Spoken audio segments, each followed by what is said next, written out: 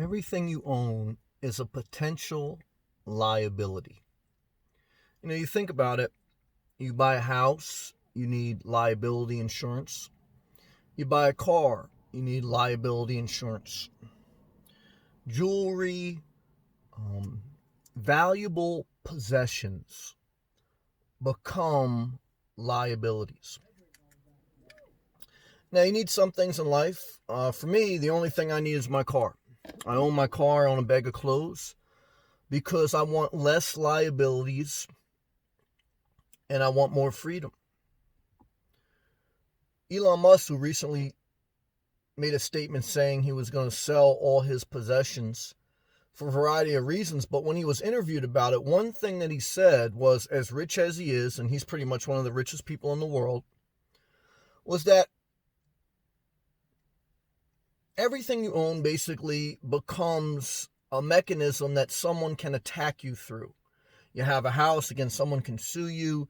You have valuable things, someone can threaten to take them from you. And he goes, what I've learned, and I'm paraphrasing, is basically, I want to free up capacity instead of worrying about maintaining a house and having that hanging over my head and other things. I'd rather just focus on my ventures in life and the things that I want to accomplish with my life.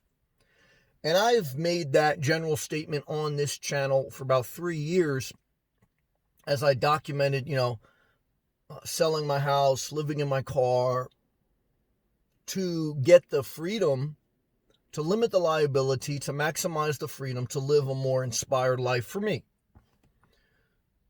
And I think you have to really give thought to the value of a possession. And it's interesting, the higher dollar value of a possession, the greater the liability. If you think about that. If you have a $100,000 RV, the liability on that may be higher. If you have a more expensive car, the liability on that is higher. If you have a more expensive house, the liability insurance is higher. The more monetary value something has, the more it becomes almost a liability. Not necessarily all the time, but I think there's a lot to be said. Well, I just say basic example. I have a 4-year-old car. I'm sitting in it now, a Jeep Renegade. It's got no really external body damage at all. It's got some stains and some things inside. It's been beat up. It's, I use it every day. I live out of it. But when I park it in a parking lot, I don't want like a shopping cart to hit it. I don't want to get any nicks, and I pray I don't. But I don't worry about it as much as if I had a Ferrari parked outside or a $100,000 RV. Some people may get that, some people may not. Again, you say, well, that's just money. If you have the money for insurance, it doesn't matter. Well, again, Elon Musk has the money. It's not just, the money, it's part of it, but part of it is the energy, the strength, the worry, the time that you spend knowing that what you own could be a potential liability, not an asset, not a blessing. And so that should always bring us to the thought of evaluating something before we buy it and understanding its liability versus asset calculation. Like, many people tell you want to acquire assets and limit your liabilities. And there's debate or not if a house is an asset or a liability, and the debate goes on and on and on. And of course, there's always individual circumstance. Everyone spends their money how they want. You have to live life. There's no guarantees in life. But I like to bring to thought, as someone who believes in the minimalistic general philosophy, which is anything you own should have a direct serving purpose in your life that enhances your life. If you have a house with rooms that you do not use, that doesn't enhance your life. If you have a big RV that may restrict you from traveling and may be hard to drive, that doesn't enhance your life.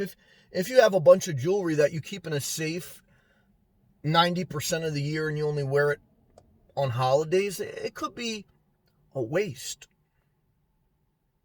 Minimalism is streamlining your energy, your resources, your time, everything, to focus on your life mission statement and to living your best life.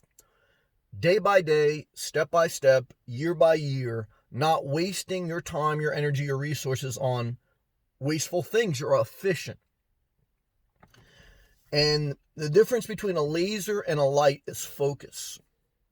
The difference between an average person and a minimalistic person is, the average person has more waste. If you look in your closet, 80% of your clothes you don't wear on a regular basis. They're waste. Look at the square footage of your house. You could probably say the same thing. 80% of the square footage in your house, from your basement to your attic, to your guest rooms, to your second bathroom, to your third bathroom, they're waste. Everything you own should have a purpose and should be efficient to maximize your best life. And that's one thing I learned in these past 3 years. I spent a certain amount of years trying to get my health together, physical health, mental, spiritual, all those things, and I'm glad I did. And then the past 3 years, I really focused on streamlining, eliminating my liabilities, from selling my house to throwing away most of the things I owned, and being very cautious in acquiring again, because I am mindful that less is more, because the more you have, the more people could use against you. So hopefully this video and my videos, they help you, they inspire you, they add some value to your life, they provoke some healthy thought. If they do, I appreciate if you consider joining the channel, becoming a member.